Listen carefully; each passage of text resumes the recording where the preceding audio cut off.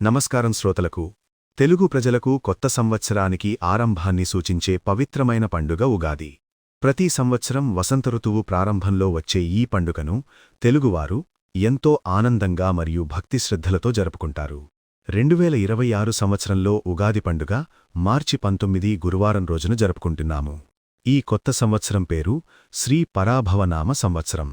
హిందూ పంచాంగంలో మొత్తం 60 సంవత్సరాల చక్రం ఉంటుంది. ఆ చక్రంలో పరాభవనామ సంవత్సరం 40వ సంవత్సరం. ఇది గతంలో 1966–1967 సంవత్సరాల్లో వచ్చింది. పరాభవ అనే పదానికి సంస్కృతంలో సాధారణంగా అవమానం లేదా ఓటమి అనే అర్థాలు ఉన్నప్పటికీ ఆధ్యాత్మిక దృష్టిలో చూస్తే ఇది మనలో ఉన్న అహంకారం తగ్గి వినయం పెరగడం, అలాగే జీవితంలో కొత్త మార్పులకు మరియు కొత్త ప్రారంభాలకు సూచనగా భావిస్తారు. ఉగాది అంటే ఏమిటి? ఉగాది అనే పదం యుగ ప్లస్ ఆది అనే రెండు పదాల కలయిక. యుగ అంటే నక్షత్రగమనం, జననం లేదా ప్రారంభం. ఆది అంటే మొదలు, అంటే కొత్త యుగానికి ఆరంభం అనే అర్థం. పురాణాల ప్రకారం ఈ రోజే బ్రహ్మదేవుడు సృష్టిని ప్రారంభించాడు అని చెబుతారు. అందుకే ఈ రోజును సృష్టికి ఆరంభమైన రోజుగా భావించి కొత్త సంవత్సరంగా జరుపుకుంటారు. ఇతర ప్రాంతాల్లో ఉగాది పండుగను కేవలం తెలుగు ప్రజలే కాకుండా కన్నడ ప్రజలు కూడా ఉగాదిగా జరుపుకుంటారు. అలాగే మహారాష్ట్రలో ఈ పండుగను గుడీ పడ్వా అని పిలుస్తారు. ఈ పండుగ వసంతఋతువు ప్రారంభాన్ని సూచిస్తూ కొత్త ఆశలు మరియు కొత్త ప్రారంభాలకు సంకేతంగా భావిస్తారు. ఉగాది పండుగ ఆచారాలు.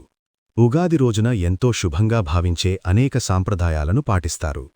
ఈ రోజున ఉదయం బ్రహ్మముహూర్తంలో లేవడం, నువ్వుల నూనెతో అభ్యంగ స్నానం చేయడం, ఇంటిని శుభ్రపరచడం, మామిడి ఆకులతో తోరణాలు కట్టడం, ఇంటి ముందు రంగవళ్లులు వేయడం, కొత్త బట్టలు ధరించడం వంటి సాంప్రదాయాలు పాటిస్తారు. అలాగే కుటుంబ సభ్యులతో కలిసి దేవాలయాలకు వెళ్లి దేవుని దర్శనాలు చేసుకుంటాము. ఉగాది పచ్చడి ప్రాముఖ్యత. ఉగాది రోజున తప్పనిసరిగా తయారుచేసే ప్రత్యేకమైన వంటకం ఉగాది పచ్చడి. ఈ పచ్చడిలో ఉండే 6 రుచులు మన జీవితంలోని 6 అనుభవాలను సూచిస్తాయి. వేప పువ్వు, చేదు, కష్టాలు, బెల్లం, తీపి, ఆనందం, చింతపండు, పులుపు, ఆశ్చర్యం, మిరప, కారం, కోపం, ఉప్పు, జీవన అనుభవాలు, మామిడి, కొత్త ఆశలు. జీవితంలో సుఖం దుఃఖం రెండూ ఉంటాయని ఈ పచ్చడి మనకు గుర్తుచేస్తుంది. పంచాంగ శ్రవణం. ఉగాది రోజున అత్యంత ముఖ్యమైన ఆచారం పంచాంగ శ్రవణం. ఈ పంచాంగ శ్రవణం ద్వారా కొత్త సంవత్సరంలో గ్రహాల స్థితి, వర్షపాత పరిస్థితులు, వ్యవసాయ పరిస్థితులు, ప్రజల జీవితాలపై ప్రభావం వంటి విషయాలను పండితులు వివరిస్తారు. అందుకే ఉగాది రోజున పంచాంగ శ్రవణం వినడం ఎంతో శుభంగా భావిస్తారు. Dessert Bloom. ఉగాది సందేశం. ఉగాది మనకు ఒక గొప్ప సందేశాన్నిస్తుంది. గత సంవత్సరం జరిగిన అనుభవాలను గుర్తుచేసుకొని కొత్త ఆశలు మరియు కొత్త లక్ష్యాలతో కొత్త సంవత్సరాన్ని ప్రారంభించమని సూచిస్తుంది. ఈ పండుగ మన జీవితంలో ఆశ, ఆనందం మరియు కొత్త అవకాశాలను తీసుకువస్తుంది. ఈ కొత్త సంవత్సరమైన శ్రీ పరాభవనామ సంవత్సరంలో మీ రాసుల ఫలితాలను తెలుసుకోండి. పంచాంగ శ్రవణం. మేషరాశివారికి ఆదాయం 11, వ్యయం 5, రాజపూజ్యం 4, అవమానం 5గా సూచించబడింది. వృషభరాశివారికి ఆదాయం 5, వ్యయం 14, రాజపూజ్యం 7, అవమానం 3గా ఉంది. మిథునరాశివారికి ఆదాయం 8, వ్యయం 11, రాజపూజ్యం 3, అవమానం 6గా సూచించబడింది. కర్కాటక రాశివారికి ఆదాయం 2, వ్యయం 11, రాజపూజ్యం 6, అవమానం 1గా ఉంది. సింహరాశివారికి ఆదాయం 5, వ్యయం 5, రాజపూజ్యం 2, అవమానం 7గా సూచించబడింది. కన్యరాశివారికి ఆదాయం 8, వ్యయం 11, రాజపూజ్యం 5, అవమానం 2గా ఉంది.